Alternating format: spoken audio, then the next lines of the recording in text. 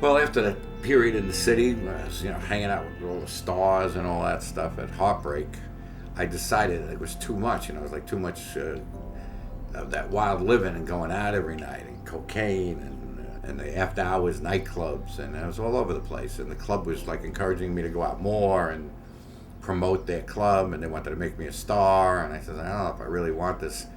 And it was like a rough life, like making a lot of money, but it was like bad on your body. And I was never really like one of those natural guys, like a guy that did nature type of stuff. It's a whole different like mindset, and the girlfriend then, Debbie, was from Michigan. She introduced me to like the country way, and Fire Island, I got into that. Wood burning stove, collecting herbs, watching birds and the sky. I love the sky. I got into an astronomy kick a few years ago, and I started writing for the newspaper. I drew maps every week, my own hand-drawn maps, letting the people know that it's Jupiter in the sky tonight and what the different constellations look like and some of their nicknames. But if you're sitting on the beach, you can just see all those guys go by, Try and experience as much as you can, Don't get stuck in anything. And don't forget about nature. It's a wonderful way to open yourself up and to realize that some of these things that are out there are much bigger and better than anything you can come up with, Don't forget the ocean, You can meditate by the waves, sound of the waves. The sky is so enchanting and huge. It's so big. It's bigger than us.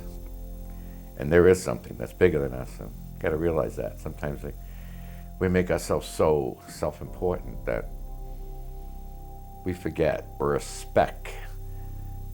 Our lifetimes is a second in the lifetime of the planet Earth, for example.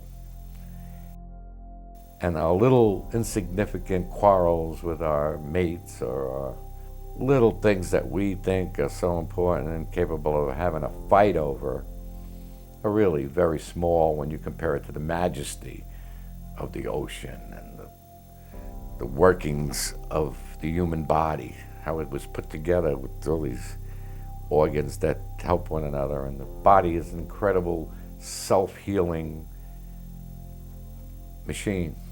And the mental state and the mental place you put yourself. Don't get too hung up in the box you're living or working in.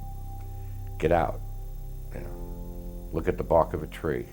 Like I said, coming from Brooklyn, concrete jungle, Fire Island provided me with all the things in my life that were missing in my life,